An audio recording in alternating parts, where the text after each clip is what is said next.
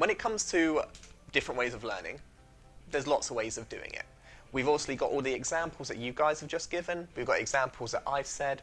But it's also nice to know about different learning styles. People always make this assumption, right, that people with dyslexia learn in a certain way. That people with dyslexia hate reading, they hate writing. It's not true. Yeah, sometimes we find it a bit more difficult. But it's okay, because sometimes we like that challenge. Sometimes it's nice to be able to find something difficult, overcome it, and then this sense of reward is amazing. And when you think about different famous people with dyslexia, they all learn in such different ways. For instance, you've got Walt Disney. Walt Disney was a very visual thinker. He had this great imagination where he was able to visualize ideas, and he was able to delegate and get other people to take those ideas forward and turn it into the amazing Disney empire. You've got John Lennon, who was an auditor. You've got John Lennon, who was an auditory learner, and this means, you know, he learnt with his ears about processing. What I love about John Lennon, right, is him and Paul McCartney, you know, two peas in a pod. They made amazing music, real big Beatles fan, but they learn in very different ways. So John Lennon, dyslexic, Paul McCartney, not.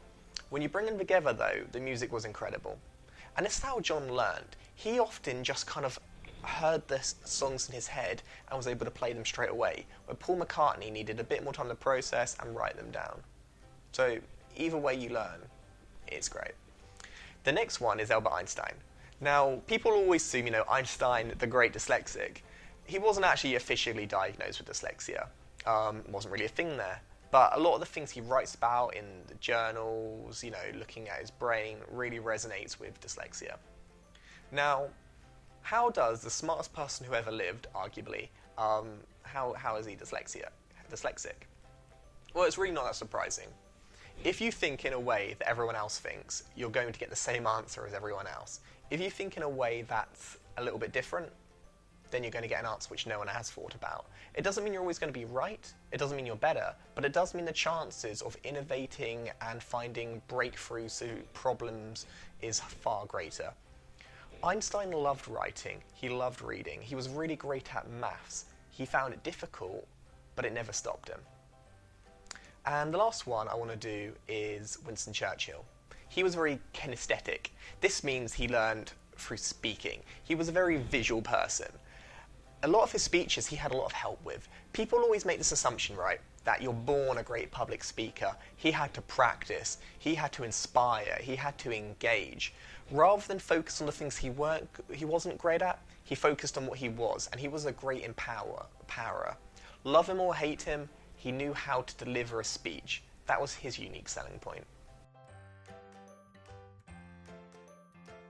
I could sit here all day long and give you tips and tricks about how dyslexia, how to overcome some of the barriers, and how to really highlight the advantages. But the likelihood is you're not going to listen to me. You might remember one or two things, but it affects everyone different. I can tell you how it affects me, but I can't tell it how it affects you. So what I want you to do, in the comments, on your own, in your head, whatever you feel comfortable, write how you work with it. What things have you tried that have made your life a bit easier? How have you worded it which makes you believe and know that it is an advantage? And maybe someone else will read it and it will benefit them as well. I think learning from each other is definitely the best way about going about things.